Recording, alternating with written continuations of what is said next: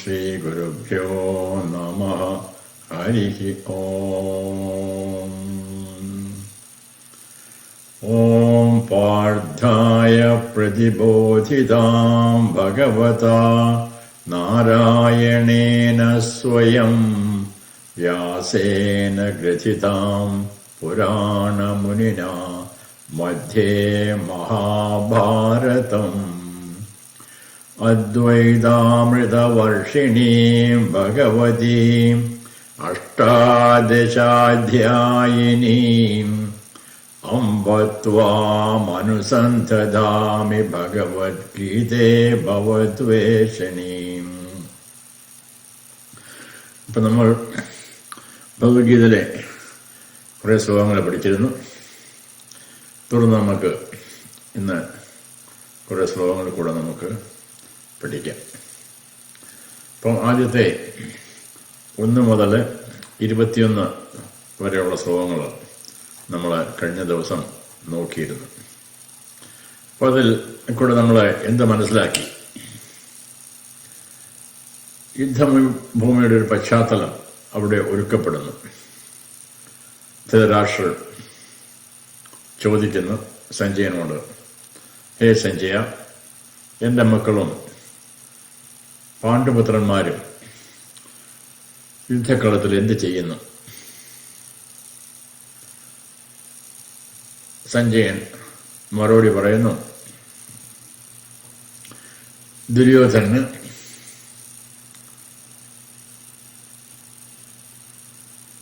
യുദ്ധത്തിന് യുദ്ധം ചെയ്യാനായിട്ട് ഒരുങ്ങി വന്നിരിക്കുന്ന യോദ്ധാക്കളെ നോക്കിയിട്ട് ദ്രോണാചാര്യരുടെ അടുത്ത് ചെന്ന്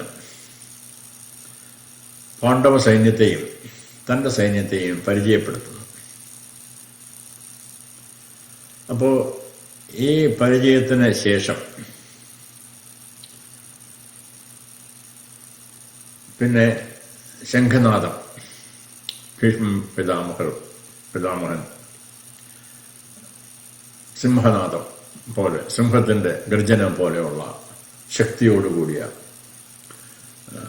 ശംഖം ഊതുന്നു.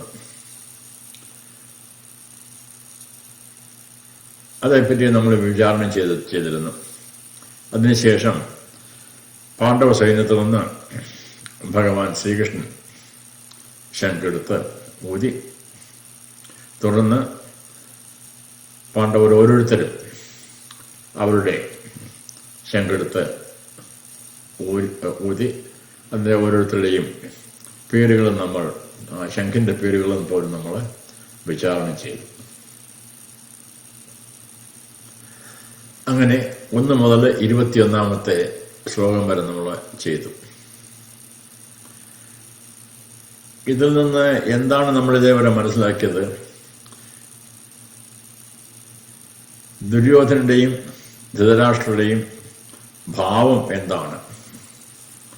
അവര് ധർമ്മം എന്താണെന്നറിയാവുന്നവരാണ്, അധർമ്മം എന്താണെന്നറിയാവുന്നവരാണ്.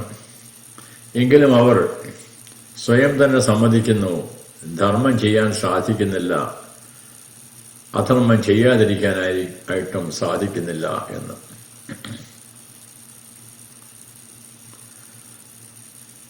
ധൃതരാഷ്ട്ര മഹാരാജാവിനൊരു കാരണം പറയുന്നതിന്, തന്റെ മകൻ, നിയന്ത്രണം വിട്ട തന്റെ മകൻ, ആ മകനെ സഹായിക്കാതിരിക്കാനായിട്ട് സാധിക്കുന്നില്ല, പുത്രസ്നേഹം കൊണ്ട്. അതേസമയം ദുര്യോധനൻ പറയുന്നു, എനിക്ക് ധർമ്മവും അധർമ്മവും അറിയാമെങ്കിലും അധർമ്മം ചെയ്യാതിരിക്കാനായിട്ട് സാധിക്കുന്നുമില്ല. ഏതോ ദൈവവശാൽ, ഏതോ ദൈവത്തിന്റെ നിശ്ചയത്താൽ ഞാനത് ചെയ്യുന്നു എന്ന് ഭഗവത്ഗീതയിൽ അത് പറയുന്നില്ല. എങ്കിൽ തന്നെ ഭഗവത്ഗീത മഹാഭാരതത്തിന്റെ ഒരു ഭാഗം തന്നെയാണല്ലോ. അവിടെ ഭഗവാനോട് പറയുന്ന ഒരു സന്ദർഭമുണ്ട്. ഏതായാലും നമുക്ക് വ്യക്തമാണ്, അവർക്ക് അധർമ്മം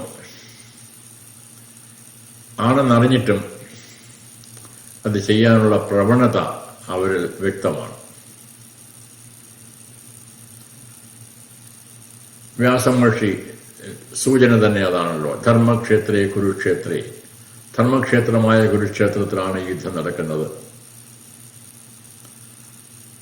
എന്നുള്ള ഭഗവത്ഗീതയുടെ ആരംഭം തന്നെ അത് തന്നെ. അപ്പോൾ അത് നമുക്ക് വളരെ വ്യക്തമായി ധൃതരാഷ്ട്രയുടെ ഭാഗത്തു നിന്നോ അല്ലെങ്കിൽ ദുര്യോധന്റെ ഭാഗത്തു നിന്നോ അധർമ്മം ചെയ്യാനുള്ള ഒരു പ്രവണത അവർക്ക് എന്റേത് എന്നുള്ള ബോധത്തോടുകൂടി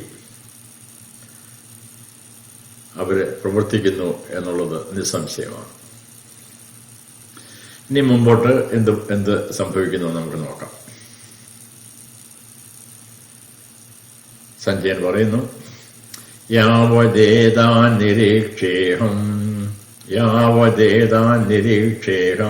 യോദ്ധുകാമാനവസ്ഥിതാൻ കൈർമയാ സഹയോദ്ധവ്യം അസ്മിൻ രണസമുദ്യമേ.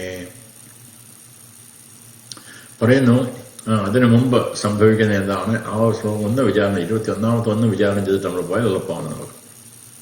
അവിടെ പറയുന്നു, അർജുനൻ ഭഗവാനോട് പറയുന്നു, അതായത് ദുര്യോധനെ പാണ്ഡവ സൈന്യത്തെയും കൗരവ സൈന്യത്തെയും പരിചയപ്പെടുത്തി, ഇരു സൈന്യങ്ങളും ശംഖനാദം നടത്തി, മറ്റ് മൃദംഗം മുതലായ വാദ്യഘോഷങ്ങളെല്ലാം ചെയ്തു. യുദ്ധം ഏത് നിമിഷത്തും നടക്കാൻ പോകുന്നു. യുദ്ധരംഗത്തേക്ക് രണ്ട് സൈന്യം ഇറങ്ങാൻ പോകുന്ന ആ നിമിഷം അർജുനൻ ഭഗവാനോട് പറയുന്നു, സേനയോരുഭയോർ മധ്യേ രഥം സ്ഥാപയമേച്യുത. ഹേ അച്യുത, ഹേ കൃഷ്ണ, ഹേ ച്യുതിയില്ലാത്തവനെ, ഹേ പരമാത്മാ, രണ്ടു സൈന്യങ്ങളുടെയും നടുവിൽ എന്റെ ഈ രഥം കൊണ്ട് നിർത്തുക. എന്തിനായിരിക്കും എന്ന് 22ാമത്തെ ശ്ലോകത്തിൽ പറയുന്നു. യാവദേതാ നിരീക്ഷേഹം യോദ്ധുകാമാനവസ്ഥിതാൻ കൈർമയാ സഹയോദ്ധവ്യം അസ്മിൻ രണസമുദ്യമേ. യാവത് ഏതാൻ നിരീക്ഷേഹം യോദ്ധകാമാനവസ്ഥിതാൻ കൈഹി മയാ സഹയോദ്ധവ്യം അസ്മിൻ രണസമുദ്യമേ. അത് അന്വയിച്ചാൽ നമുക്കിങ്ങനെ കിട്ടും, അസ്മിൻ രണസമുദ്യമേ മയാ കൈഹി സഹയോദ്ധവ്യം യോദ്ധകാമാനവസ്ഥിതാൻ ഏതാൻ യാവതഹം നിരീക്ഷേ. ഞാൻ കാണാൻ ആഗ്രഹിക്കുന്നു, അറിയാൻ ആഗ്രഹിക്കുന്നു, നോക്കാൻ ആഗ്രഹിക്കുന്നു. എന്ത്? ഈ യുദ്ധസമയത്ത് എനിക്ക് ആരോടൊക്കെയാണ് യുദ്ധം ചെയ്യേണ്ടത് എന്ന് ഞാൻ നോക്കിക്കാണട്ടെ. യുദ്ധം ചെയ്യാൻ ആഗ്രഹിച്ചു വന്നിരിക്കുന്ന ഇവിടെ നിലകൊള്ളുന്ന ഇവരെ ഞാൻ ഒന്ന് കാണാൻ ആഗ്രഹിക്കുന്നു, ഒന്ന് കാണട്ടെ ഞാൻ എന്ന് ഭഗവാനോട് അർജുനൻ പറയുന്നു. യോച്യമാനേനവേക്ഷേഹം യേത്ര സമാഗതാഃ ധാർത്തരാഷ്ട്രസ്യ ദുർബുദ്ധേ യുദ്ധേ പ്രിയചികീർഷവഃ എന്നുള്ളത് നമുക്ക് ചൊല്ലാം. യോസ്യമാനാനവക്ഷേഹം യേത്ര സമാഗതാഃ ധാർത്തരാഷ്ട്രസ്യ ദുർബുദ്ധേർ യുദ്ധേ പ്രിയചികീർഷവഃ. യോസ്യമാനാൻ അവേക്ഷാഹം, അവേക്ഷാഹം ചേർന്ന് അവേക്ഷേഹമായി മാറി. അവേക്ഷേഹം പിരിക്കുമ്പോൾ അവേക്ഷേ അഹം.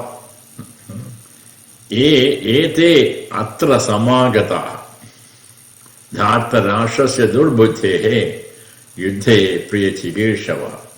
എന്താണ് പറയുന്നത് എന്നോട് നോക്കാം നമുക്ക്. അത്ര എന്ന് പറഞ്ഞാൽ അവിടെ,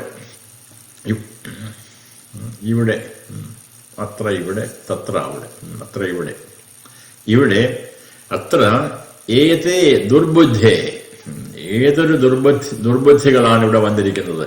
ധാർത്തരാഷ്ട്രസ്യ യുദ്ധേ, ധാർത്തരാഷ്ട്രാവിനോട് ധാർത്തരാഷ്ട്രസ്യ യുദ്ധേ, ധാർത്തരാഷ്ട്രന്മാരുടെ യുദ്ധത്തിൽ അവരുടെ യുദ്ധത്തിൽ ചികീർഷവഹ സമാഗതാഹ താൻ യോസ്യമാനാൻ അഹം ആവേക്ഷേ, ഞാൻ കാണട്ടെ. എന്തിനെ കാണട്ടെ? ഈ യുദ്ധം ചെയ്യാൻ വന്നിരിക്കുന്നവരെയും ദുർബുദ്ധിയായ ധൃതരാഷ്ട്രപുത്രനായ ദുര്യോധനെ പ്രസാദിപ്പിക്കാനായി യുദ്ധത്തിൽ സഹായിക്കാൻ ആഗ്രഹിക്കുന്നവരെ ഞാനൊന്ന് കാണട്ടെ. ചുരുക്കത്തിൽ ആരൊക്കെയാണ് നമ്മളോട് എതിർക്കാനായിട്ട് ദുർബുദ്ധിയായ ധൃതരാഷ്ട്രപുത്രനോട് ചേർന്ന് അദ്ദേഹത്തെ സഹായിക്കാൻ, അദ്ദേഹത്തെ സന്തോഷിപ്പിക്കാനായി എത്തിയിരിക്കുന്നത് ആരൊക്കെയാണ് ഞാനൊന്ന് ഒന്ന് നോക്കിക്കാണട്ടെ എന്നാണ് ദുര്യോധനൻ ഭഗവാനോട് ആവശ്യപ്പെടുന്നത്. ഇനിയും അടുത്ത് സഞ്ജയൻ പറയുന്നു, ഏവമുക്തോ ഹൃഷീകേശോ ഗുഡാകേശേന ഭാരത സേനയോരുഭയോർമധ്യേ സ്ഥാപയിത്വാ രഥോത്തമം. ഏവമുക്തോ ഹൃഷീകേശോ ഗുഡാകേശേന ഭാരത സേനയോരുഭയോർമധ്യേ സ്ഥാപയിത്വാ രഥോത്തമം. പദം അല്പം സന്ധിയുള്ള പദങ്ങളുണ്ട് അവിടെ. അതുകൊണ്ട് നമുക്ക് ആദ്യം സന്ധി പിരിച്ച് നമുക്ക് നോക്കാം. ഏവം ഉക്തഃ, ഏവം ഉക്തോ എന്നുള്ള പദം ഒരു സന്ധി പദമാണ്. അത് ഏവം ഉക്തഃ ഹൃഷീകേശോ ഹൃഷീകേശഃ എന്നർത്ഥം.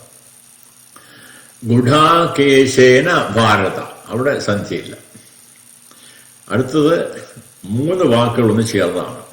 സേനയോഹോ ഉഭയോഹോ മധ്യേ സ്ഥാപയിത്വാ രഥോത്തമം. രഥോത്തമം, രഥ ഉത്തമം എന്നർത്ഥം. എന്താണ് അർത്ഥം? ഹേ ഭാരത, ഗുഡാകേശന ഏവം ഉക്ത ഹൃഷീകേശഃ ഉഭയോഹോ സേനയോഹോ മധ്യേ രഥോത്തമം സ്ഥാപയിത്വ. അടുത്ത ശ്ലോകത്ത് സ്ഥാപയിത്വ എന്ത് ചെയ്യുന്നു പറയുന്നു. ഇവിടെ ഹേ ഭാരത എന്ന സംബോധന ധൃതരാഷ്ട്രോട് പറയുന്നത്, സഞ്ജയനാണല്ലോ പറയുന്നത്. ധൃതരാഷ്ട്ര സംബോധന ചെയ്തുകൊണ്ട് പറയുന്നു. അടുത്ത് സ്ഥാപിത്വ എന്ന് പറഞ്ഞാൽ സ്ഥാപിച്ചിട്ട് എന്നർത്ഥം. സ്ഥാപിച്ചിട്ട് രഥം അവിടെ നിർത്തിയിട്ട്, അതായത് ഗുഡാകേശൻ ഏമുക്ത ഋഷിക ഉഭയോഹോ മധ്യേ രഥോത്തമ സ്ഥാപിത്വ. ഭഗവാൻ എന്ത് ചെയ്തു? രഥം 2 സൈന്യങ്ങളുടെ നടുക്ക് കൊണ്ടു നിർത്തി. എവിടെയാണ് കൊണ്ടു നിർത്തിയെന്ന് പോലും നമുക്ക് ശ്രദ്ധിക്കേണ്ടതായിരിക്കുന്നു. അത് അടുത്ത ശ്ലോകത്തിലുണ്ട്. എവിടെയാണ് കൊണ്ടു നിർത്തത്? ഭീഷ്മദ്രോണ പ്രമുഖതഃ സർവേഷാം ച മഹീക്ഷിതാം ഉവാച പാർത്ഥ പൈശൈതാൻ സമവേദാൻ കുരൂനിതി. പദങ്ങൾ നോക്കാം നമുക്ക്. ഭീഷ്മ ദ്രോണ പ്രമുഖത 3 വാക്കുകളാണ്.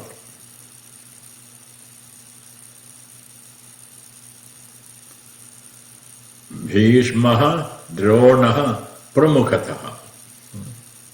അടുത്തത് സർവേഷാം ച മഹീക്ഷിതാം. അവിടെ സന്ധിയില്ല. ഉവാച പാർത്ഥ പൈശൈതാൻ സമവേദാൻ കുരൂനിതി. അപ്പൊ സന്ധി വാക്കുള്ളത് ആദ്യത്തെ ശ്ലോകത്തിൽ വരിയിൽ മാത്രമേ ഉള്ളൂ. പ്രഥമ പങ്ക്തൗ എന്ന് പറയും സംസ്കൃതത്തിൽ. പ്രഥമ പങ്ക്തി ആദ്യത്തെ ലൈനിൽ മാത്രം. ഭീഷ്മ ദ്രോണ പ്രമുഖത അന്വയിക്കുമ്പോൾ നമുക്ക് ഇങ്ങനെ കിട്ടും. ഭീഷ്മദ്രോണ പ്രമുഖത സർവേഷാം ച മഹീക്ഷിതാം മധ്യേ. ഭീഷ്മരുടെ മധ്യത്തിൽ, ദ്രോണരുടെ മധ്യത്തിൽ, പിന്നെ സർവേഷാം മറ്റുള്ളവരുടെയും, മറ്റു പ്രമുഖന്മാരായ മറ്റുള്ളവരുടെയും സർവേഷാം ച മഹീക്ഷിതാം മധ്യേ അവരുടെ എല്ലാം മുമ്പിൽ, അവരെല്ലാം കാണത്തക്ക വിധത്തിൽ അവരുടെ മുമ്പിൽ എന്ത് ചെയ്തു? മധ്യേ ഹേ പാർത്ഥ സമവേദാൻ കുരൂൻ പശ്യ ഇതി ഉവാച. നോക്ക്, ഭഗവാൻ പറയുന്നു, ഭീഷ്മരുടെയും ദ്രോണാചാര്യരുടെയും മുമ്പിലും എല്ലാ രാജാക്കന്മാരുടെ മുമ്പിലും രഥം നിർത്തിയിട്ട് ഭഗവാൻ പറഞ്ഞു, ഹേ പാർത്ഥ.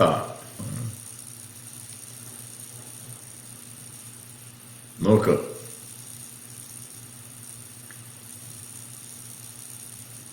അങ്ങയുടെ സുഹൃത്തുക്കളെയും ആചാര്യന്മാരെയും എല്ലാം അങ്ങ് നോക്കിക്കാണുക എന്ന് ഭഗവാൻ നിർദ്ദേശിക്കുന്നു.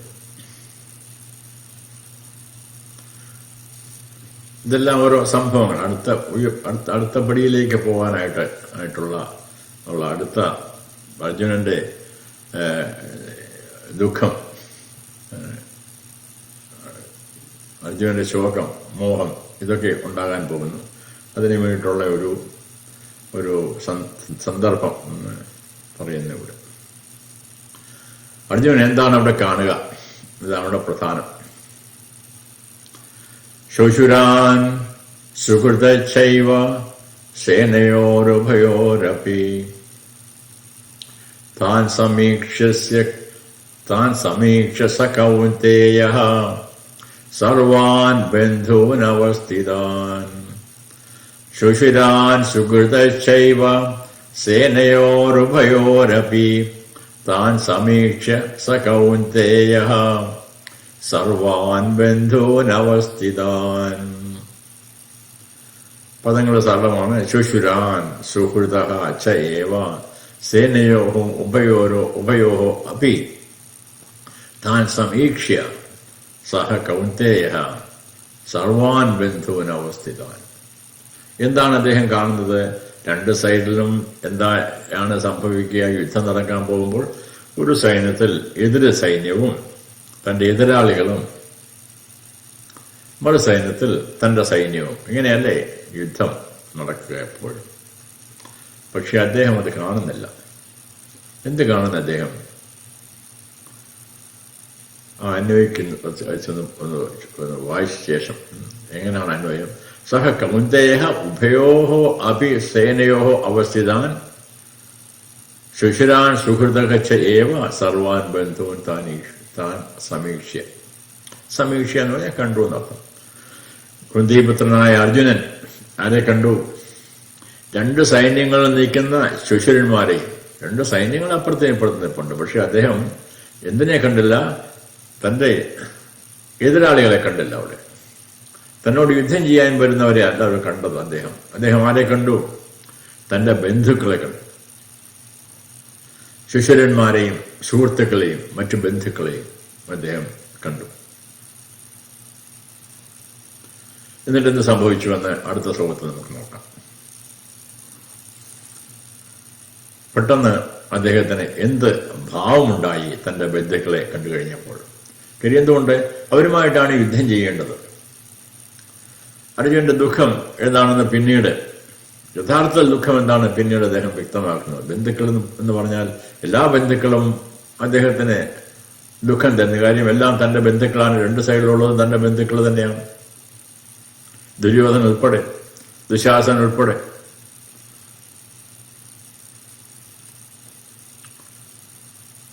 എല്ലാവരും ബന്ധുക്കൾ തന്നെയാണ്. എന്ത് സംഭവിച്ചു അദ്ദേഹത്തിന്? കൃപയാ പരയാവിഷ്ടോ വിഷീദന്നിതമബ്രവീത്. അദ്ദേഹം കൃപയാ പരയാവിഷ്ട അഭവത്. അർജുന ഉവാച. അങ്ങനെ ചെന്നിട്ട് എന്ത് സംഭവിച്ചു? ദുഷ്പ്രേമം സ്വജനം കൃഷ്ണ യുയുസ്സും സമുപസ്ഥിതം. ഭഗവാനോട് പറയുന്നു, കൃപയാ പരയാവിഷ്ട വിഷീദന്നിതമബ്രവീത്.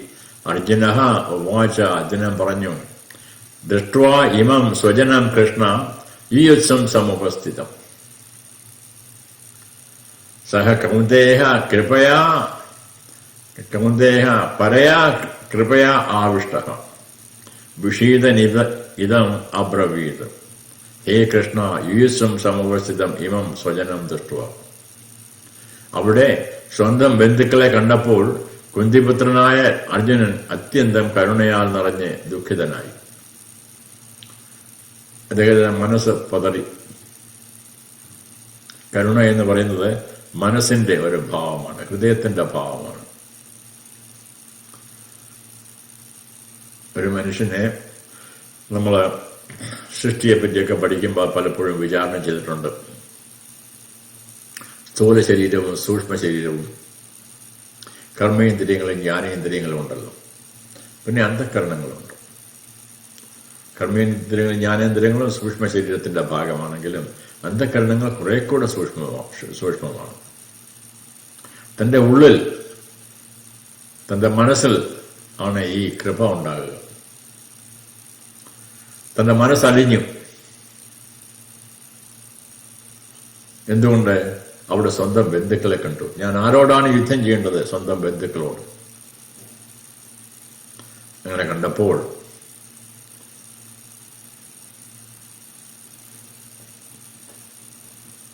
അർജുനൻ എന്ത് പറഞ്ഞുവെന്ന് നമുക്ക് നോക്കാം.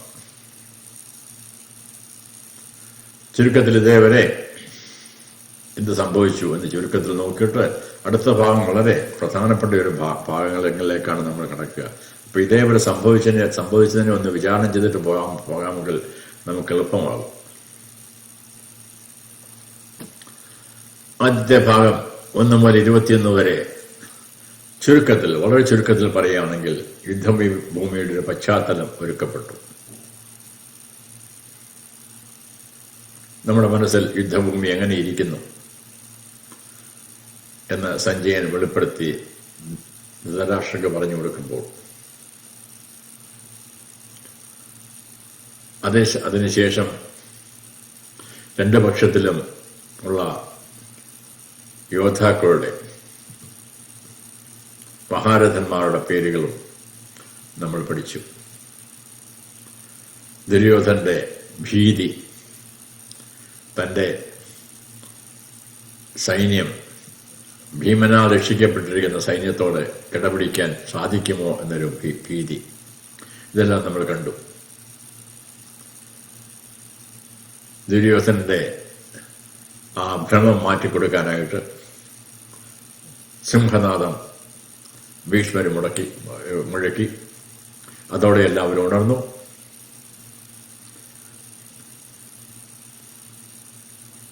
പാണ്ഡവ സൈന്യത്തിൽ നിന്ന് ഭഗവാനും മറ്റു പാണ്ഡവന്മാരും എല്ലാം അവരവരുടെ ശംഖ് ഊതി. യുദ്ധത്തിന് എല്ലാവരും തയ്യാറായി.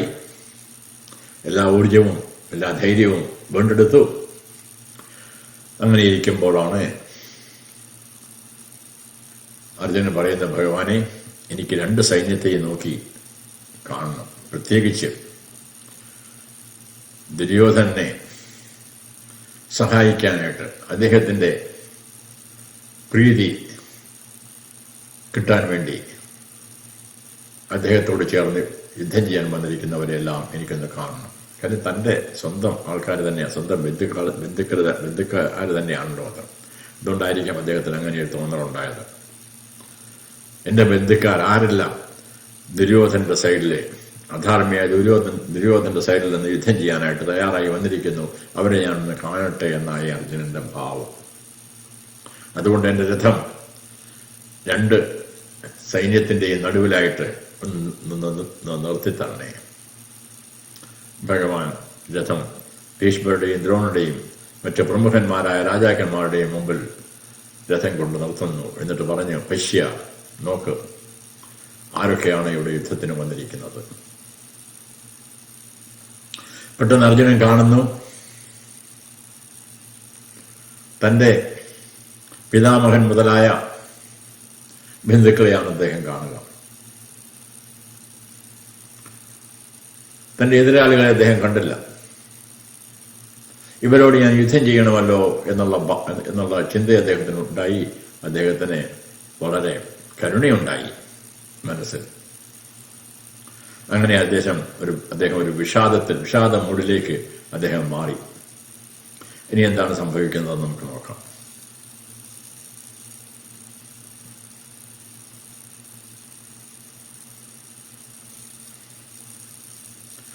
സീദന്തി മമ ഗാത്രാണി.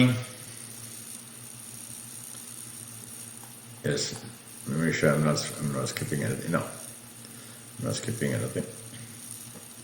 Sidanti mama gatrani mukhancha parishishyati vepaducha sharire me romaharshacha jayate. Arjunan ഭഗവാനോട് പറയുന്നു, സീദന്തി മമ ഗാത്രാണി മുഖം ച പരിശുഷ്യതി വേപദുത്ഥു ച ശരീരേ മേ രോമഹർഷ ച ജായത്തെ. മമ ഗാത്രാണി സീദന്തി മുഖം ച പരിശുഷ്യതി മേ ശരീരേ വേപധു ച രോമഹർഷ ച ജായത്തെ. ഭഗവാനെ, എന്റെ കൈകാലുകളും ശരീരഭാഗങ്ങളും തളരുന്നു, എന്റെ വായും വരണ്ടു പോകുന്നു, എന്റെ ശരീരത്തിൽ വിറയലും രോമാഞ്ചവും ഉണ്ടാകുന്നു. തന്റെ ബന്ധുക്കളെ കണ്ടുകൊണ്ട്, പ്രത്യേകിച്ച് ഭീഷ്മ പിതാമഹന്റെ മുമ്പിൽ നിന്നുകൊണ്ട് എങ്ങനെ അദ്ദേഹത്തിന് ആ അമ്പും വില്ലും എടുത്ത് യുദ്ധം ചെയ്യാനായിട്ട് സാധിക്കും? നമുക്ക് ഓരോരുത്തരും ചിന്തിച്ച് ആ ഒരു രംഗം ചിന്തിക്കാൻ സാധിക്കുന്നതാണ്. എന്നിട്ടെന്ത് സംഭവിക്കുന്നു? അദ്ദേഹത്തിന്റെ ശക്തി നശിക്കുന്നു. ഗാന്ധീവം സംസൃതേ ഹസ്താത് ത്വച്ചൈവ പരിദക്ഷ്യത്തെ ന ച ശക്നോമ്യവസ്ഥാതും ഭ്രമതീവ ച മേ മനഃ. ഗാന്ധീവം സംസൃതേ ഹസ്താത് ത്വച്ച ഏവ പരിദക്ഷ്യത്തെ ന ച ശക്നോമവസ്ഥാതും ഭ്രമതി ഇവ ച മേ മനഃ. ഗാന്ധീവം ഹസ്താ സംസൃതേ ത്വച്ച ഏവ പരിദക്ഷ്യത്തെ അവസ്ഥാതും ച ന ശക്നോമി മേ മനഃ ഭ്രമതി ഇവ. മനസ്സിന് ഭ്രമമുണ്ടാവുന്നു. എന്റെ കയ്യിൽ നിന്ന് ഈ ഗാന്ധീവം എഴുതിപ്പോകുന്ന ഭഗവാനെ, എന്റെ ത്വക്ക് കത്തുന്നത് പോലെ, എന്റെ തൊലികൾ കത്തുന്നത് പോലെ അനുഭവപ്പെടുന്നു. എനിക്ക് നേരെ നിൽക്കാൻ പോലും കഴിയുന്നില്ലല്ലോ. എന്റെ മനസ്സ് ഭ്രമിക്കുന്നു ഭഗവാനെ.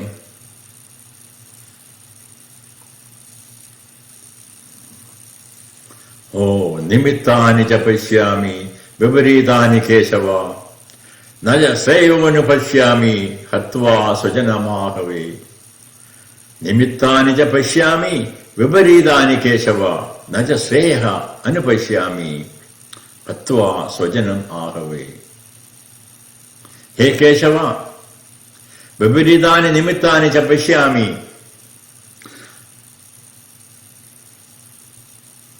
അഹവേ സ്വജനം ഹത്വാ ശ്രേയ ച ന അനുപശ്യാമി. ഹേ കേശവ, അനുകൂലമല്ലാത്ത ദോഷസൂചനകൾ ഞാൻ കാണുന്നു ഭഗവാനെ. ഈ യുദ്ധത്തിൽ സ്വന്തം ജനങ്ങളെ കൊന്നിട്ട് എനിക്ക് യാതൊരു ശ്രേയസ്സും കാണുന്നില്ല.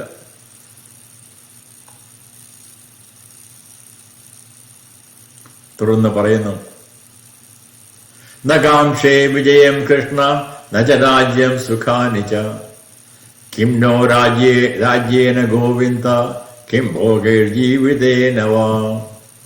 മനസ്സിൽ ഭ്രമമായി പോയി. എന്താണ്? ന ച കാംക്ഷേ വിജയം കൃഷ്ണ ന ച രാജ്യം സുഖാനി ച കിം നഃ രാജ്യേന ഗോവിന്ദ കിം ഭോഗൈഃ ജീവിതേന വാ. ഹേ കൃഷ്ണ, വിജയം ന കാംക്ഷേ രാജ്യം ച സുഖാനി ച ന കാംക്ഷേ. ഹേ ഗോവിന്ദ, നഃ രാജ്യേന കിം ഭോഗൈഃ ജീവിതേന വാ കിം. ഹേ കൃഷ്ണ, എനിക്ക് വിജയം വേണ്ട, രാജ്യവും സുഖങ്ങളും വേണ്ട. ഹേ ഗോവിന്ദ, നമുക്ക് ഈ രാജ്യം കൊണ്ട് എന്ത് കാര്യം, എന്ത് പ്രയോജനം? ഇത്രയും സൈന്യത്തെ, ഇത്രയും ബന്ധുക്കളെ വധിച്ച ശേഷം രാജ്യം കിട്ടി, എന്ത് പ്രയോജനം? എന്തിനു മഹാപാപമാണ് ഞാൻ ചെയ്യാൻ പോകുന്നത്?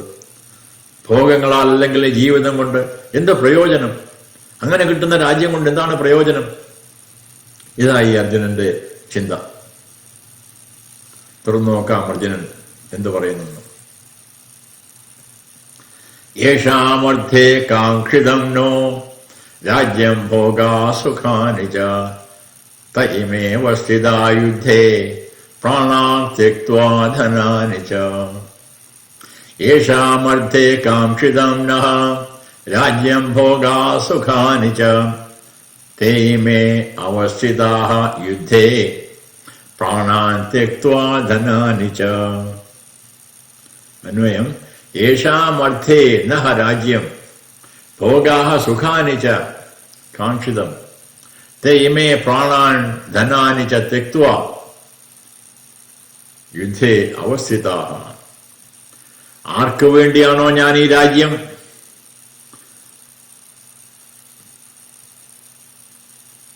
ഭോഗങ്ങൾ, സുഖങ്ങൾ എന്നിവ ആഗ്രഹിച്ചത്, അവർ തന്നെയാണ് ഇപ്പോൾ പ്രാണനും ധനവും ഉപേക്ഷിക്കാൻ തയ്യാറായി, യുദ്ധത്തിന് തയ്യാറായി വന്നിരിക്കുന്നത്. ആർക്കു വേണ്ടി ഞാൻ യുദ്ധം ചെയ്യാൻ പോകുന്നു, അവർ തന്നെ യുദ്ധം ചെയ്യാനായിട്ട് വന്നിരിക്കുന്നു എന്നോട്. ഞാൻ യുദ്ധം ചെയ്തു കഴിഞ്ഞാൽ എനിക്ക് വേണ്ടിയല്ലാത്തത് ഈ എന്റെ ബന്ധുക്കൾക്ക് വേണ്ടിയിട്ടും ഈ രാജ്യത്തെ മറ്റു ജനങ്ങൾക്ക് വേണ്ടിയിട്ടും. എന്നാൽ അവർ തന്നെയാണ് എന്നോട് യുദ്ധം ചെയ്യാൻ വന്നിരിക്കുന്നത്, പിന്നെ എന്തിനു ഞാൻ യുദ്ധം ചെയ്യുന്നു? അതായി അർജുനന്റെ ഭാവം.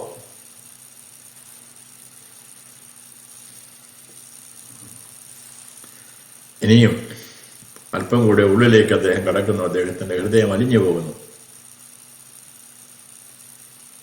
ആചാര്യഃ പിതരഃ പുത്രാസ് തഥൈവ ച പിതാമഹാഃ മാതുലാ ശുശുരാ പൗത്രാഃ ശ്യാലാ സംബന്ധിനസ്തഥാ. ആരെല്ലാമാണ് ഇവിടെ ഉള്ളത്? ബന്ധുക്കളെന്ന് നേരത്തെ പറഞ്ഞു. ഏത് രീതിയിലുള്ള ബന്ധുക്കളാണ്? ഏതോ അകന്ന ബന്ധുക്കളാണോ? അല്ല, തന്റെ പ്രിയപ്പെട്ട ആചാര്യന്മാർ, ആചാര്യാഃ പിതരഃ പുത്രാഃ തഥാ ഏവ ച പിതാമഹാഃ, ധാരാളം പിതാമഹന്മാർ, മാതുലാഃ ശുശുരാഃ പൗത്രാഃ ശ്യാലാഃ സംബന്ധിനഃ തഥാ. ആചാര്യഃ പിതരഃ പുത്രാഃ തഥാ ഏവ ച പിതാമഹാഃ മാതുലാഃ ശുശുരാഃ പൗത്രാഃ ശ്യാലാഃ സംബന്ധിനഃ തഥാ യുദ്ധേ അവസ്ഥിതാഃ. യുദ്ധത്തിൽ ആരൊക്കെ വന്ന് നിൽക്കുന്നത്? ഗുരുക്കന്മാർ, മഹാത്മാക്കളായ ഗുരുക്കന്മാർ, പാദങ്ങൾ തൊട്ട് നമസ്കരിക്കുന്നതായത് ഗുരുക്കന്മാർ, പിതാക്കന്മാർ, പുത്രന്മാർ, പിതാമഹന്മാർ, പിന്നെയോ അമ്മാവന്മാർ, ശുശുരന്മാർ, പൗത്രന്മാർ, തന്റെ ഭാര്യയുടെ സഹോദരന്മാർ, മറ്റു ബന്ധുക്കൾ, ഇവരൊക്കെയും ഈ യുദ്ധഭൂമിയിൽ നിൽക്കുന്നു.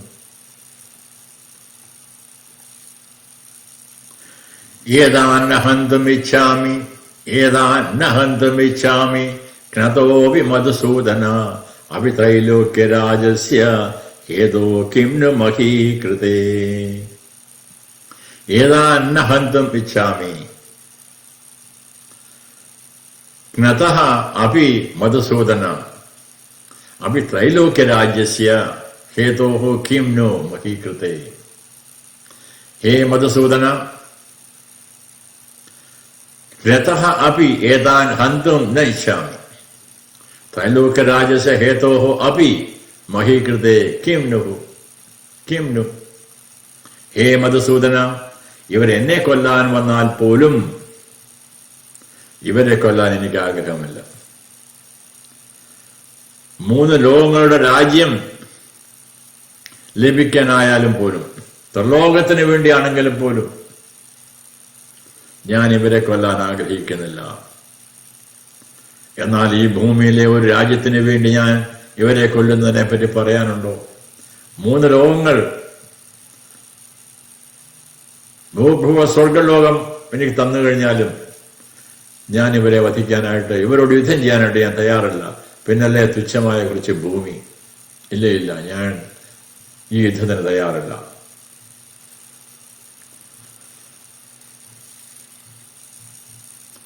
ഇതുവരെയുള്ളത് നമുക്ക് അല്പം ഒന്ന് വിചാരണ ചെയ്യേണ്ടതായിട്ട് ഇന്ന് മുമ്പോട്ട് പോകുന്നുണ്ട്. ഇല്ലെങ്കിൽ ഈ രംഗം വളരെയധികം പ്രധാനപ്പെട്ടതാണ്. എന്തുകൊണ്ട്? ഈ രംഗത്തെ ശരിയായി നമ്മൾ മനസ്സിലാക്കിയില്ലെങ്കിൽ മുമ്പോട്ടുള്ള ഭഗവാന്റെ ഉപദേശത്തിലേക്ക് നമുക്ക് കടക്കാൻ സാധിക്കില്ല. അർജുനന്റെ ഭാവം എന്താണ്? അതായത് ഈശോവാശ ഉപനിഷത്തിൽ ഇതേപ്പറ്റി 2 മന്ത്രങ്ങൾ പറഞ്ഞിട്ടുണ്ട്. അതായത് അതിന്റെ സാരാംശ മന്ത്രങ്ങളുടെ ഇതാണ്: വിദ്യ തീർച്ചയായിട്ടും ആവശ്യമാണ്, നമുക്കറിയാം. അവിടെ വിദ്യ എന്ന് ഉദ്ദേശിക്കുന്നത് പ്രപഞ്ചത്തെ പറ്റിയുള്ള വിദ്യയും പ്രപഞ്ചത്തിന് അതീതമായ വിദ്യയും. എന്നാൽ ഉപനിഷത്ത് പറയുന്നു അതുകൊണ്ട് മാത്രമായില്ല, വിദ്യ മാത്രമുള്ളവർ നശിക്കുന്നു എന്നാണ് പറയുന്നത്. അപ്പോൾ അതിശയം വിചാരിക്കുക, എങ്ങനെ വിദ്യ ഉള്ളവർ നശിക്കുന്നത് എങ്ങനെയാണ്? അവിദ്യ ഉള്ളവരാണെങ്കിൽ അവരും നശിക്കുന്നു പോലും. അത് നമുക്ക് മനസ്സിലാക്കാൻ സാധിക്കും. അവിദ്യ നാശത്തിന് കാരണമാകും. വിദ്യ എങ്ങനെ നാശത്തിന് കാരണമാകും? ഉപനിഷത്ത് പറയുന്നു വിദ്യയെയും അവിദ്യയെയും അറിയുന്നവരാണ് ലക്ഷ്യപ്രാപ്തിയിലെത്തുക പോലും. അപ്പോൾ 1-ാമത്തെ അധ്യായത്തിൽ കൂടെ എന്താണ് അവിദ്യ എന്ന് പൂർണ്ണമായി മനസ്സിലാക്കിയ ശേഷമേ വിദ്യയിലേക്ക് നമുക്ക് പോകാൻ സാധിക്കുകയുള്ളൂ എന്നർത്ഥം. അതുകൊണ്ട് സൂക്ഷ്മമായി മനസ്സിലാക്കേണ്ട ഭാഗങ്ങളാണിത്. ഒന്നുകൂടെ നമുക്ക് വിചാരണ ചെയ്യാം. ആദ്യത്തെ 21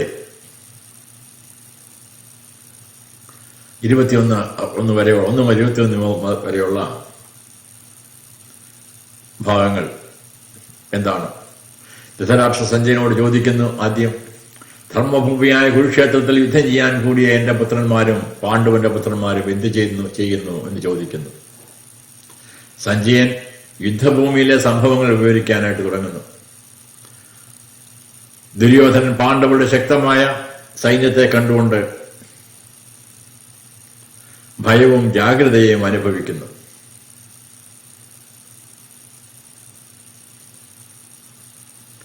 അദ്ദേഹം ദ്രോണാചാര്യരുടെ അടുത്ത് ചെന്ന് പാണ്ഡവസേനയിലെ മഹാവീരന്മാരെ ചൂണ്ടിക്കാണിച്ചു കൊടുക്കുന്നു. ആരൊക്കെയാണ്? ഭീമൻ, അർജുനൻ, ദൃഷ്ടദ്യുമ്നൻ, വിരാടൻ, ദ്രുപദൻ, സാത്വികി തുടങ്ങിയ മഹാരഥന്മാർ. എന്നിട്ട് ശേഷം ദുര്യോധനൻ സ്വന്തം പക്ഷത്തുള്ള വീരന്മാരെ ഓർമ്മിപ്പിക്കുന്നു. ആരൊക്കെയാണ്? അങ്ങ്, അതായത് ദ്രോണാചാര്യർ, ഭീഷ്മർ, കർണൻ, കൃപാചാര്യർ, അശ്വത്ഥാമാവ്, വികർണൻ, ഭൂരിശ്രവസ് തുടങ്ങിയ കൗരവ സേനയ്ക്ക് ഭീഷ്മർ വലിയ സംരക്ഷകനാണെന്നും പാണ്ഡവസേനയ്ക്ക് ഭീമനാണ് സംരക്ഷിക്കുന്നതെന്നും ഭീഷ്മരാൽ രക്ഷിക്കപ്പെട്ട നമ്മുടെ സൈന്യം അപരിമിതമാണെന്നും ഭീമനാൽ രക്ഷിക്കപ്പെട്ട പാണ്ഡവ സൈന്യം പരിമിതമാണെന്നും ചൂണ്ടിക്കാണിക്കുന്നു. അങ്ങനെ അടുത്ത രംഗത്തേക്ക് കിടക്കുന്നു. ദുര്യോധനെ ഉണർത്താൻ വേണ്ടി പെട്ടെന്ന് ശംഖനാദം ഉയർത്തുന്നു. 2 സൈഡിൽ നിന്നും ശംഖനാദം ഉയർത്തി എല്ലാവരും ഉണർവ് വന്നു. യുദ്ധത്തിനുള്ള ആരംഭം. അപ്പോഴാണ് അർജുനന് തോന്നുന്നത്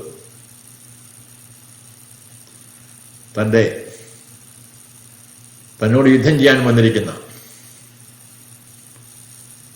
ദുര്യോധനന്റെ ഭാഗത്തുള്ള യോദ്ധാക്കളെ എനിക്കൊന്ന് കാണണം എന്ന് ഭഗവാനോട് ആവശ്യപ്പെടുന്നു. ഭഗവാൻ ദ്രോണരും ഭീഷ്മരും മറ്റ് മഹാരഥന്മാരുമുള്ള ഒരിടത്തേക്ക് കൊണ്ട് നിർത്തിയിട്ട് പറഞ്ഞു, അർജുന നോക്കുക നീ. അർജുനന്റെ മനസ്സിൽ വലിയ മാറ്റം തുടങ്ങുന്നു. ആദ്യം അദ്ദേഹം ആരുമായാണോ യുദ്ധം ചെയ്യേണ്ടത് അവരെ കാണാൻ ആഗ്രഹിച്ചു. പക്ഷെ അവരെ കണ്ടപ്പോൾ അവരുടെ ധർമ്മത്തെയോ അനീതിയോ കാണാതെ അവർ തന്റെ സ്വന്തം ബന്ധുക്കളാണെന്ന ഭാവമാണ് മനസ്സിൽ ശക്തമായി ഉണ്ടായത്. അദ്ദേഹത്തിന്റെ ധർമ്മബുദ്ധിക്ക് ച്യുതിയുണ്ടായി, അത് മങ്ങിപ്പോയി. ഇപ്പോൾ ബന്ധുഭാവമാണ് തന്റെ മുന്നിൽ നിൽക്കുന്നത്. ആരൊക്കെയാണ് കാണുന്നത്? തന്റെ പിതാമഹന്മാർ, ഗുരുക്കന്മാർ, യുദ്ധക്കളത്തിൽ നിന്ന് എതിരാളികളെ കാണുന്നത്. എതിരാളി എന്റെ പിതാമഹനാണ്, ഗുരുക്കന്മാരാണ്, സഹോദരന്മാരാണ്, സുഹൃത്തുക്കളാണ്, ബന്ധുക്കളാണ് എന്നിവരെ യുദ്ധഭൂമിയിൽ കണ്ടപ്പോൾ അവരെ വധിക്കാനാണല്ലോ ഞാൻ ഈ യുദ്ധക്കളത്തിൽ എത്തിയത്. അദ്ദേഹത്തിന്റെ ഹൃദയം കരുണയാൽ നിറയുന്നു. അർജുനന്റെ വിഷാദത്തിന്റെ ആരംഭമായി. അത് കഴിഞ്ഞ് നമ്മൾ വായിച്ചു പഠിച്ചു. വളരെ അർജുനന്റെ വിഷാദം കൂടുതൽ ശക്തമാകുന്നു. എന്ത് സംഭവിക്കുന്നു? ഭയം, മനസ്സിൽ ആശക്കുഴപ്പം, ഹൃദയത്തിൽ കരുണ, ഇവയെല്ലാം ഒന്നിച്ചു വരുന്നു. അർജുനൻ അവരുടെ അധർമ്മത്തെക്കാൾ തന്റെ ബന്ധുഭാവത്തെയാണ് ഇപ്പോൾ കാണാൻ സാധിക്കുന്നത്.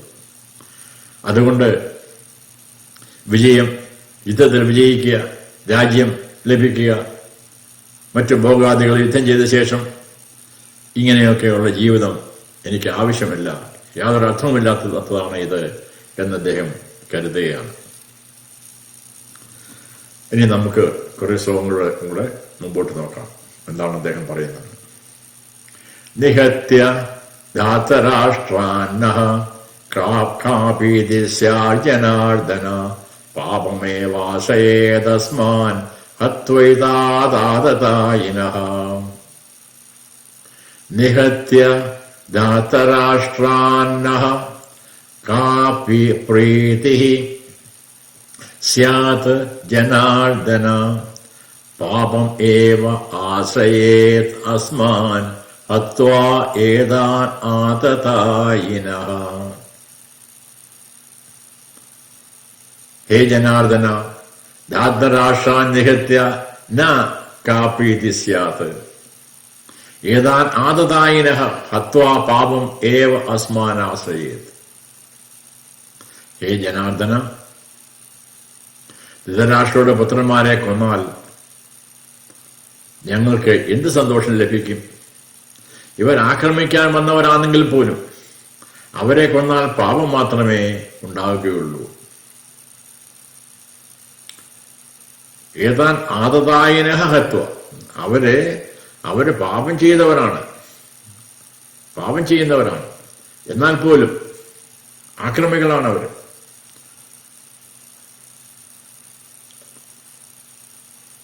അവരെ കൊന്നാൽ പോലും നമുക്ക് പാപമേ ഉണ്ടാവത്തുള്ളൂ എന്നാണ് അദ്ദേഹത്തിന്റെ ഇപ്പോഴത്തെ ചിന്ത. കാരണം സമ്മതിച്ചു അദ്ദേഹം സമ്മതിക്കുന്നു. അവര് ആതതായികളാണ്, അധാർമ്മികളാണ്, പക്ഷെ അവരെ കൊന്നാൽ നമുക്ക് പാപമേ ഉണ്ടാവത്തുള്ളൂ പോലും എന്നാണ് അദ്ദേഹത്തിന്റെ ഭാവം. ഇപ്പം തുടർന്ന് അദ്ദേഹത്തിന്റെ ഭാവം എന്താണ്, അദ്ദേഹത്തിന്റെ മനസ്സിൽ കൂടി ആ ഭ്രമം എന്താണ് അദ്ദേഹത്തിന് നോക്കാൻ നമുക്ക്.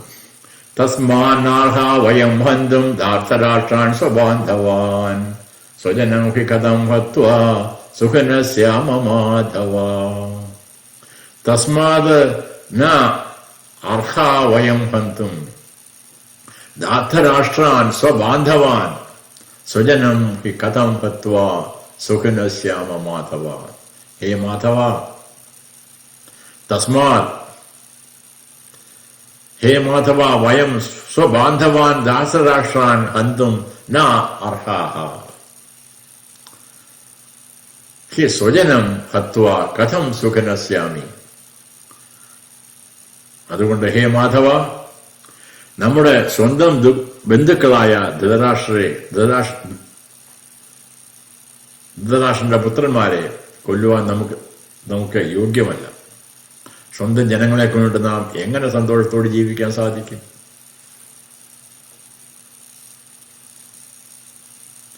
യദ്യപ്യേതേന പശ്യന്തി ലോപോപഹത ചേതസഃ കുലക്ഷേകൃതം ദോഷം മിത്രദോഷേ ച പാതകം. ഇപ്പോൾ അദ്ദേഹം മറ്റു ചില ഭഗവാനോട് ഇങ്ങനെ അങ്ങ് പറഞ്ഞ് എളുപ്പം അങ്ങ് മാറാൻ പറ്റത്തില്ലല്ലോ, അല്ലേ? ബന്ധുക്കളാണ് നേരത്തെ അറിയാമായിരുന്നല്ലോ, അല്ലേ?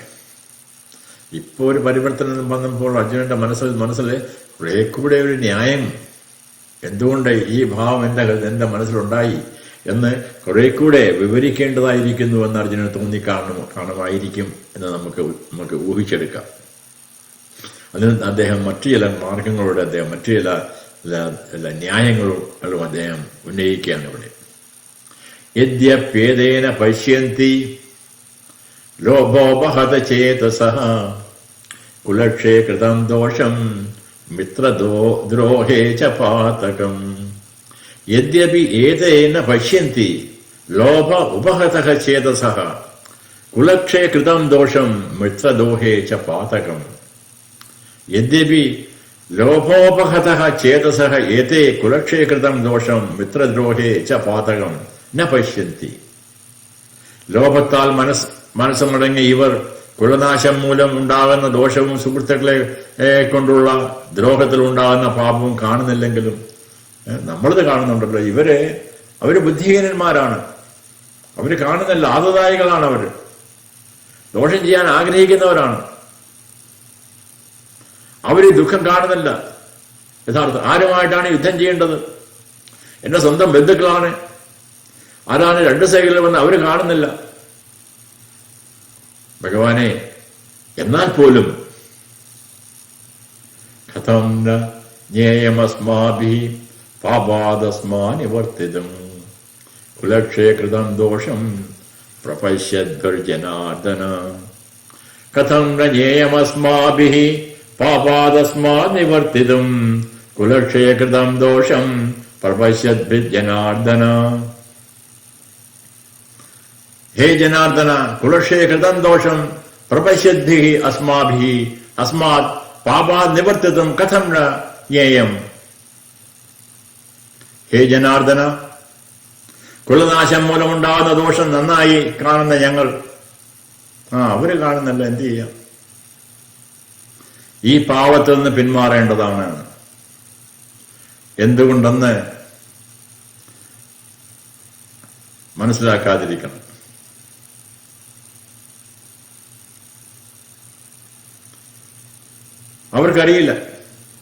അവർക്കറിയില്ല എന്തുകൊണ്ടാണ് യുദ്ധം ചെയ്യുന്നതിനുള്ള ദോഷം. അവർ വധിക്കാൻ പോകുന്നത്, യുദ്ധത്തിൽ മരിക്കാൻ പോകുന്നത് സ്വന്തം ബന്ധുക്കൾ തന്നെയാണ്. തന്റെ ഗുരുവും തന്റെ പിതാമഹനും തന്റെ പിതൃക്കന്മാരും അമ്മാവന്മാരും എല്ലാം തന്നെയാണെന്ന് അവരെന്തുകൊണ്ട് കാണുന്നില്ല? പക്ഷെ അവരെ കാണാത്തത് കൊണ്ട് നമ്മൾ കാണാതിരിക്കരുത്. ഒരിക്കലും നമ്മൾ യുദ്ധം ചെയ്യാൻ പാടില്ല ഇവരുമായിട്ട് എന്നാണ് അദ്ദേഹത്തിന്റെ ഇപ്പോഴത്തെ ന്യായം. അധർമാവിഭവാത് കൃഷ്ണ പ്രതിശന്തി കുലശ്രിയഃ സ്ത്രീഷു ദുഷ്ടാഷു വാർഷ്ണേയ ജായതേ വർണ്ണസങ്കരഃ.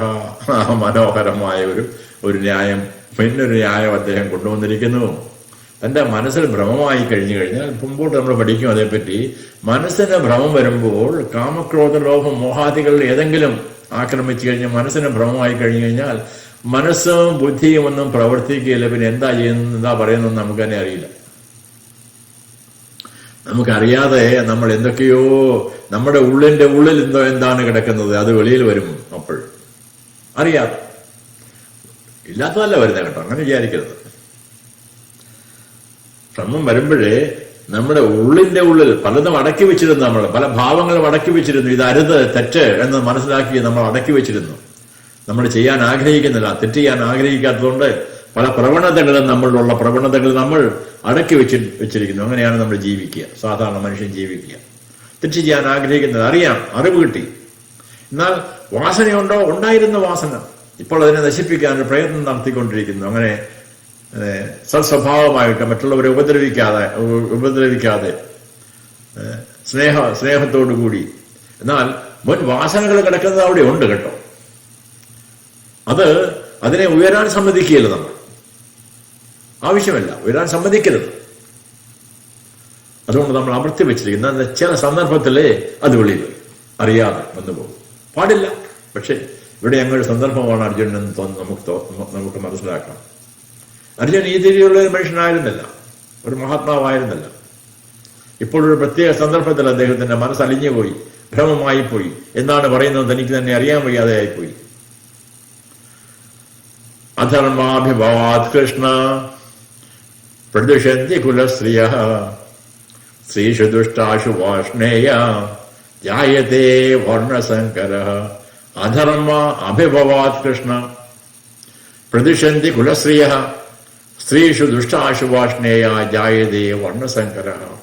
ഹേ കൃഷ്ണ, അധർമാഭിഭവാത് കുലശ്രിയഃ പ്രതിഷ്യന്തി ഹേ വാഷ്ണേയ സ്ത്രീഷു ദുഷ്ടാഷു വർണ്ണസങ്കരഃ ജായതേ. ഈ കൃഷ്ണ, അധർമ്മം ശക്തമാകുമ്പോൾ എന്ത് സംഭവിക്കുന്നു? കുലത്തിലെ സ്ത്രീകളുടെ ധാർമ്മിക ജീവിതം ക്ഷയിക്കുന്നു. എന്തായിരിക്കും അദ്ദേഹം പറയുന്നത്? അതായത് പുരുഷന്മാരൊക്കെ മരിക്കുമല്ലോ, യുദ്ധത്തിൽ ധാരാളം പുരുഷന്മാർ മരിക്കുമല്ലോ. അപ്പൊ സ്ത്രീകൾ എന്ത് സംഭവിക്കുന്നു? അവരുടെ ധാർമ്മിക ജീവിതം നശിക്കുന്നു. അവർക്ക് രക്ഷ വേണ്ടായോ? ആ രക്ഷയ്ക്ക് വേണ്ടി അവരെന്തെങ്കിലുമൊക്കെ ചെയ്യുന്നു. അവരുടെ ധാർമ്മിക ജീവിതം നയിച്ചു കഴിഞ്ഞാൽ ഹേ വാഷ്ണയ, സ്ത്രീകൾ ധർമ്മത്തിന്റെ വഴി തെറ്റിപ്പോയാൽ വർണ്ണസങ്കരം ഉണ്ടാവുന്നു, അല്ലേ? സ്ത്രീകൾ തന്റെ ധർമ്മം പാലിച്ചില്ലെങ്കിൽ അവരിൽ നിന്നുണ്ടാകുന്ന കുട്ടികൾ ഏത് രീതിയിൽ ധർമ്മം പാലിക്കാൻ സാധിക്കും? കുടുംബത്തെ വേണ്ട രീതിയിൽ പഠിപ്പിക്കേണ്ടതും കുട്ടികളെ പഠിപ്പിക്കേണ്ടതൊക്കെ ഉത്തരവാദിത്വം അവർക്കുണ്ട്. പക്ഷെ അവരെന്ത് സംഭവിക്കുന്നു? വർണ്ണസങ്കരം സംഭവിച്ചു പോലും എന്നാണ് അർജുനന്റെ വാദം എവിടെ എന്ന് തോന്നുന്നു നമുക്ക്.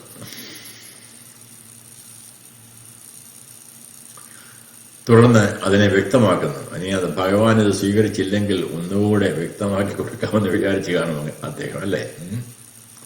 കാരണം ഭഗവാനോട് എളുപ്പമങ്ങ് ഞാനിപ്പം ചെയ്യുന്നില്ല എന്ന് പറഞ്ഞത് എത്രയോ നാളുകൊണ്ട് ഭഗവാൻ തന്നെയാണെങ്കിൽ ദൂതന് പോയി, കഥയൊക്കെ അറിയാം, ദൂതന് പോയി ഭഗവാനെ പിടിച്ചു കെട്ടാനായിട്ട് അർജുനൻ ശ്രമിച്ചു.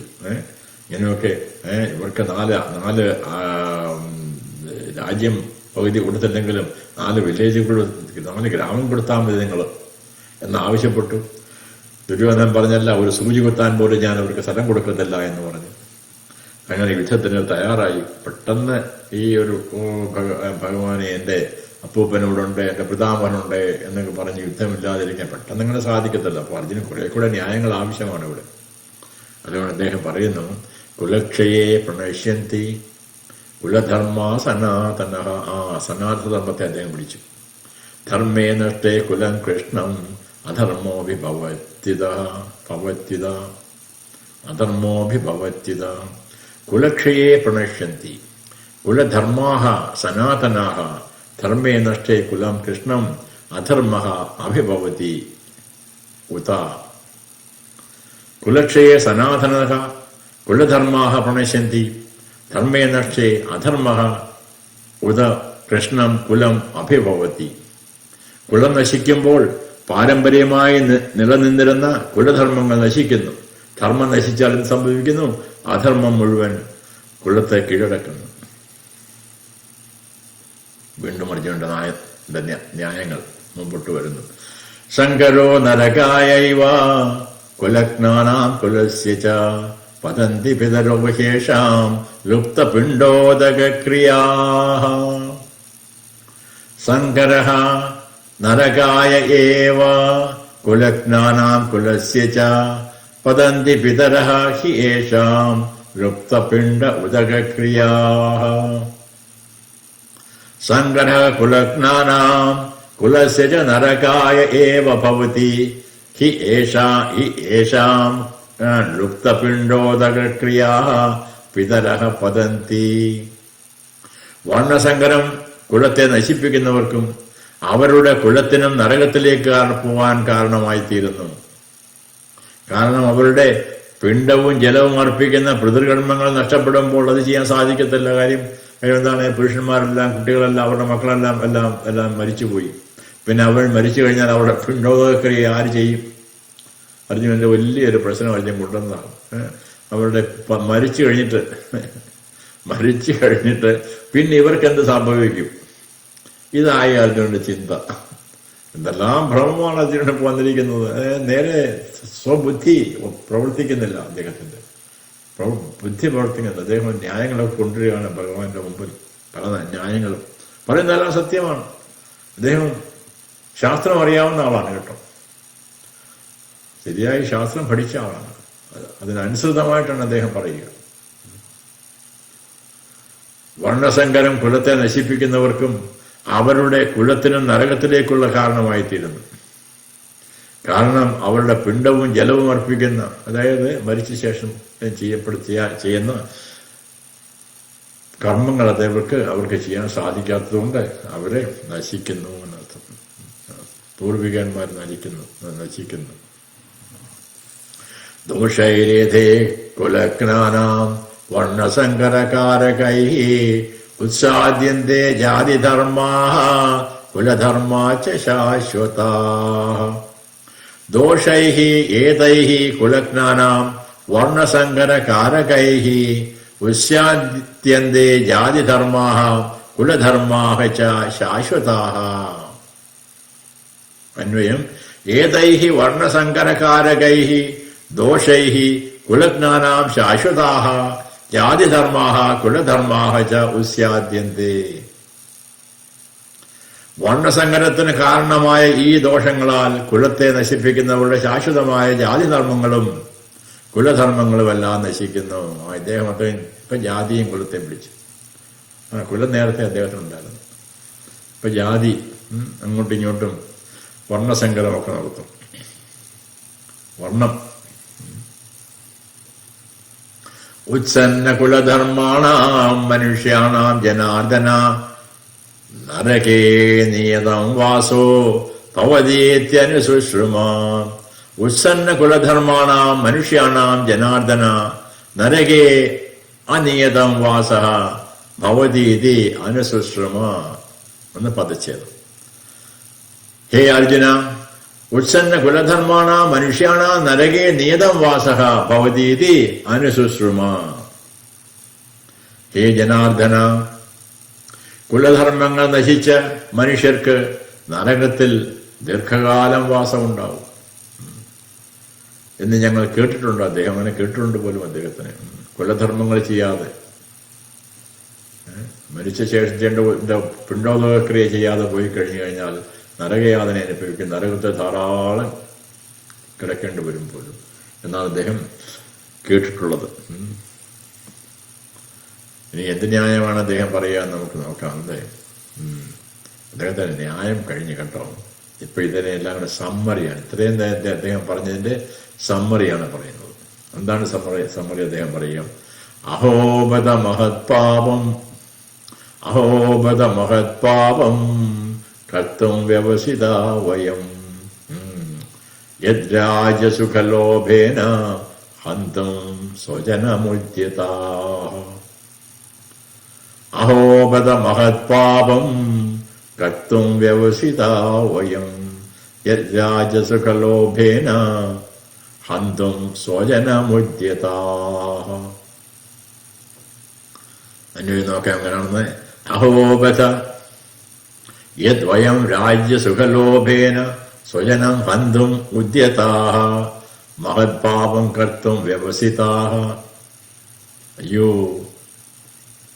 ഭഗവാനെ, വലിയ പാപം ചെയ്യാൻ തന്നെയാണ് നമ്മൾ ഭഗവാനെ കൂടി ഇപ്പൊ കൂട്ടുപിടിച്ച് കേട്ടോ. ഭഗവാൻ അത്ര ഇഷ്ടപ്പെട്ടെന്ന് എനിക്ക് തോന്നുന്നത്. അല്ല, അർജുനൻ സ്വന്തം കാര്യം പറഞ്ഞതിന് വേണം ഭഗവാനെ കൂടി ഇതിനെ കൂട്ടുപിടിക്കുന്നല്ലേ. തന്റെ ഭ്രമം മറ്റുള്ളവരെ കൂടെ ഇപ്പൊ ഏൽപ്പിക്കുന്നത്. എനിക്ക് ഭ്രമമുണ്ടായി, എന്റെ മനസ്സിപ്പോൾ സ്ഥിരബുദ്ധിയില്ലാത്ത മനസ്സ്, പിന്നെ കൂട്ടുപിടിക്കേണ്ട ആവശ്യമുണ്ടോ അതിന്? ഇവിടെ ഭഗവാനെ കൂടെ കൂട്ടുപിടിച്ച അദ്ദേഹം പറയുന്നു. വയം എന്ന് പറഞ്ഞാല് കർത്തും വ്യവസിത വയം. വയം എന്ന് പറഞ്ഞാൽ നമ്മളെ നടത്തും. നേരത്തെ അഹം നേരത്തെ പറഞ്ഞു, ഇപ്പം വയമാക്കി. നമ്മൾ രണ്ടുപേരും കേട്ടോ. വയം നമുക്ക് രണ്ടും. നമ്മൾ രണ്ടുപേരും മാത്രമല്ല, രണ്ടുപേരും വയം വരത്തില്ല. രണ്ടുപേരും നമ്മൾ പാണ്ഡവ സൈഡിൽ നിൽക്കുന്ന മറ്റുള്ളവരും, അദ്ദേഹത്തിന്റെ ജ്യേഷ്ഠന്മാരും അദ്ദേഹം എന്നർത്ഥം, അദ്ദേഹത്തിന്റെ സഹോദരങ്ങളും അദ്ദേഹം എന്നർത്ഥം. എന്ന അർത്ഥത്തിലാണ് പറയുന്നത് വയം എന്ന് പറയുന്നത്, നമ്മൾ എന്നുള്ള അർത്ഥത്തിൽ. അയ്യോ, വലിയ പാപം ചെയ്യാൻ തന്നെയാണ് നാം തയ്യാറായിരിക്കുന്നത്.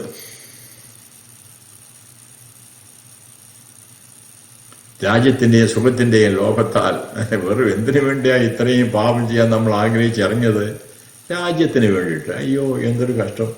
ഈ രാജ്യം കിട്ടിയോണ്ട് എന്ത് ഫലമാണുള്ളത്? പിന്നെ കുറച്ച് സുഖം കിട്ടും, ശരിയാണ്, സുഖമായിട്ട് ജീവിക്കാം. അല്ലെങ്കിൽ ചിലപ്പോൾ ഇപ്പോൾ കാട്ടിൽ ജീവിക്കേണ്ടതായിട്ട് ഒരു ധാരാളം കാട്ടിൽ ജീവിച്ചവരല്ലേ, അവിടെ അർജുനന് കുഴപ്പമുണ്ട് ഒന്നുമില്ല, സുഖമായിരുന്നു.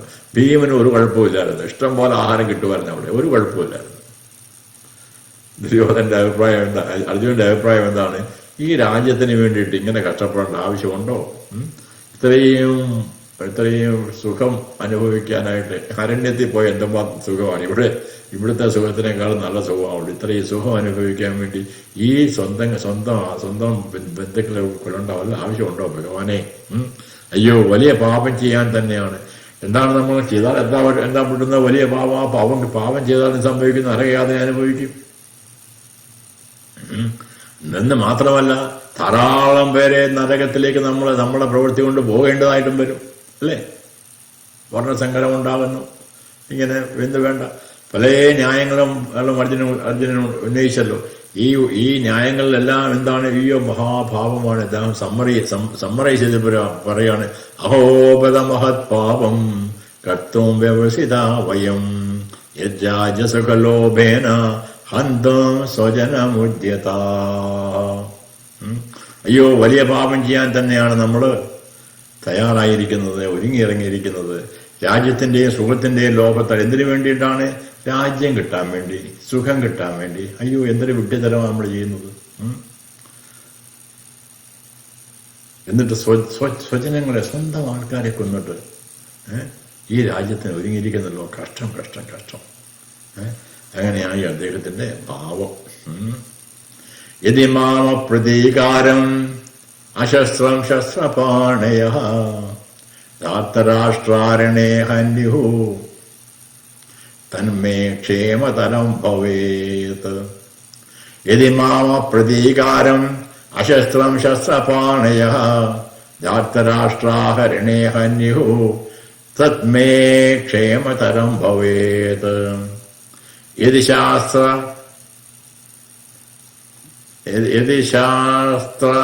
പ്രാണയ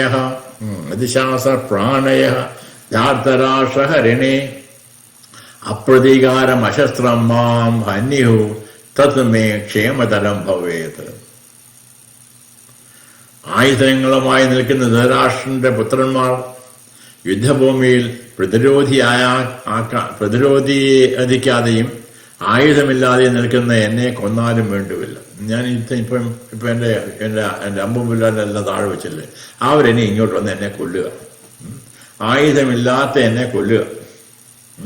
അല്ലെങ്കിൽ നമ്മുടെ എന്റെ ജ്യേഷ്ഠന്മാരെല്ലാം കൊല്ലുക. എന്നെ കൊല്ലുന്ന പറയുന്നുള്ളൂ കേട്ടോ, എന്നാലും എന്നെ കൊല്ലുക, കൊന്നാലും ശരി. അതാണ് ഏറ്റവും നല്ലത്. മരിച്ചോട്ടെ. മരിച്ചാൽ എന്റെ പിതാമഹനെയും ഗുരുവിനെയും മാതൃന്മാരെയും ശുശുരന്മാരെയും ഇവരെയൊക്കെ ഞാൻ എങ്ങനെ അവരുടെ മുമ്പിൽ എങ്ങനെ ഞാൻ യുദ്ധം ചെയ്യും ഭഗവാനെ? അവരെന്നെ വേണേ കൊന്നോട്ടെ, എന്നാലും വേണ്ടുമില്ല, ഞാനിതിന് തയ്യാറല്ല എന്നാണ് അർജുനന്റെ അഭിപ്രായം. തുടർന്ന് അർജുനന്റെ ഈ ഭ്രമം വീണ്ടും രണ്ടാമത്തെ അധ്യായത്തിൽ നമുക്ക് കാണാം. അവിടെ നമുക്ക് കുറെ കൂടെ ശ്രദ്ധിക്കേണ്ടതായിട്ടിരിക്കുന്നു. ഇപ്പോഴും നമുക്ക് മനസ്സിലായി അർജുനന്റെ ഭ്രമത്തിന് കാരണം. അർജുനൻ വളരെ കരുണഭാവം അദ്ദേഹത്തിനുണ്ടായി.